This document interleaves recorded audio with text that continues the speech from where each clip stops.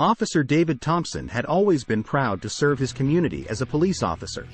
He believed in justice and fairness, striving to make a positive impact on the lives of those he protected. However, little did he know that fate had an unexpected twist in store for him, one that would challenge everything he believed in. David grew up in a small, tight-knit town, surrounded by the love of his parents, Susan and Robert Thompson. His childhood was filled with warmth, laughter, and a sense of security. As he got older, his admiration for his parents only grew stronger. They were pillars of the community, respected and admired by all who knew them.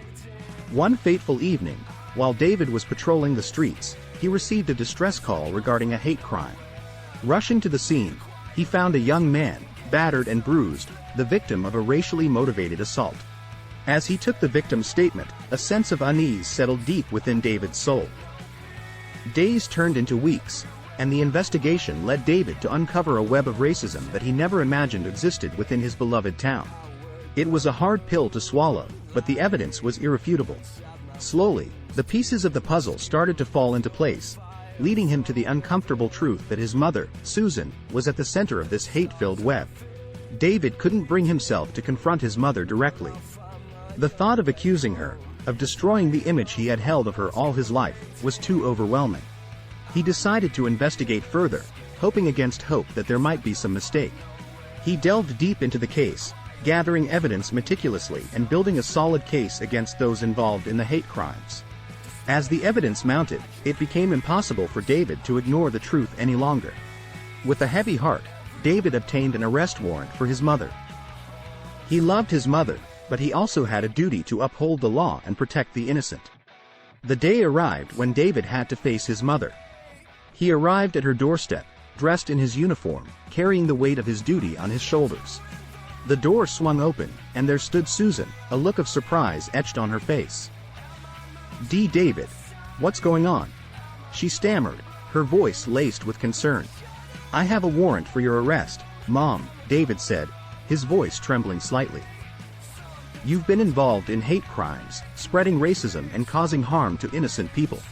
The shock and disbelief were evident in her eyes.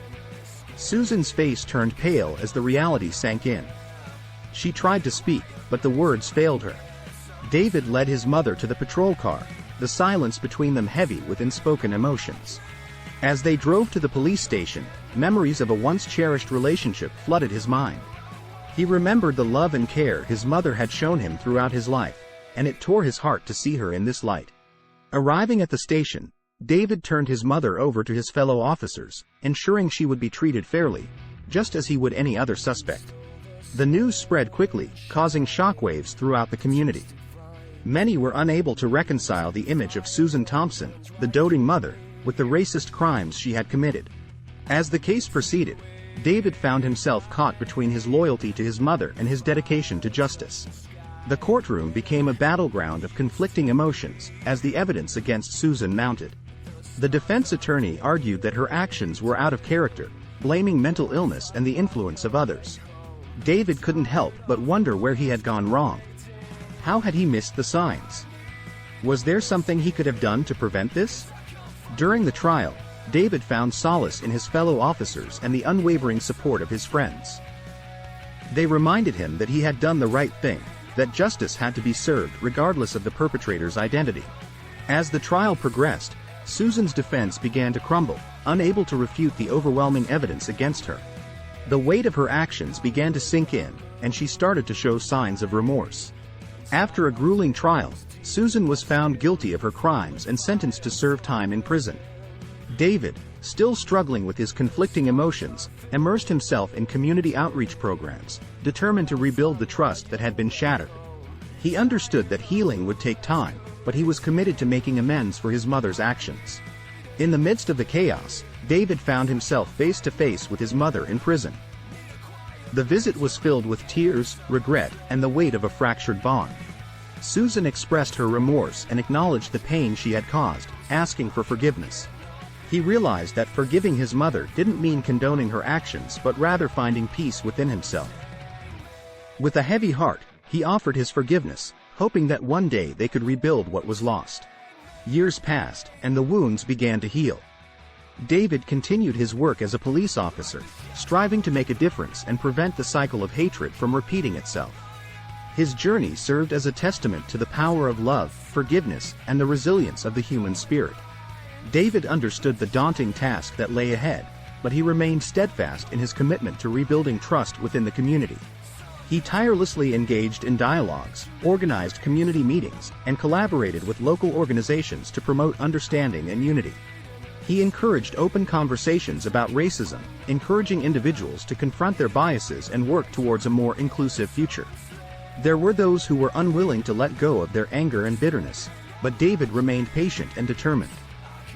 He knew that true change took time and required a collective effort. One of David's initiatives was a youth program aimed at fostering empathy, tolerance, and understanding among the younger generation. He believed that by educating and engaging them in conversations about race and equality, he could plant the seeds of change that would shape a better future. Through workshops, mentorship programs, and community projects, David provided a safe space for young minds to explore their beliefs, challenge stereotypes, and learn the importance of embracing diversity.